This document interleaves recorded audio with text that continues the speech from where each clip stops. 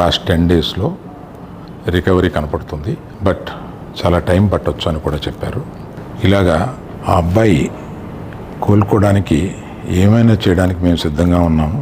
అది కాకుండా ప్రభుత్వం కూడా వచ్చి మేము దీన్ని తీసుకుంటాము, ఈ అబ్బాయిని సంపూర్ణ ఆరోగ్యంతో చూడడానికి ప్రభుత్వం కూడా ముందు రావడం చాలా అభినందనీయం. చాలామంది అభిమానులు కానీ, బంధువులు కానీ, మిత్రులు కానీ అల్లు అర్జున్ ఎందుకు హాస్పిటల్కి వెళ్ళలేదు అని అడుగుతున్నారు. దానికి కారణం చెప్తాను.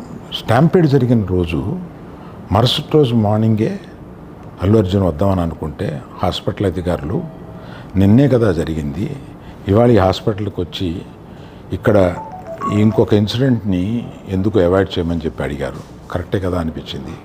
రాలేకపోయారు. ఆ రోజునే కేసు పడింది. ఆ కేసులో పడిన తర్వాత మన legal team headed by Niranjan garu strongly advised Bunny should not go to the hospital at all or meet the parents, ఇట్లా అని చెప్పి గట్టిగా చెప్పారు. ఆ తర్వాత మేము రావడానికి అనేక నిబంధనలు, మళ్ళీ నేను ప్రభుత్వాన్ని పర్మిషన్ అడిగాను, నేనన్నా కనీసం వెళ్ళి చూస్తే బాగుంటుంది అని. ఎందుకంటే ఓ రోజు బన్నీ బాధపడుతూ నేను చూడలేకపోయాను, నువ్వన్నా వెళ్ళి చూసిరా డాడీ అని అడిగాడు. నేను ప్రభుత్వాన్ని అడిగితే వారు పర్మిషన్ ఇచ్చారు.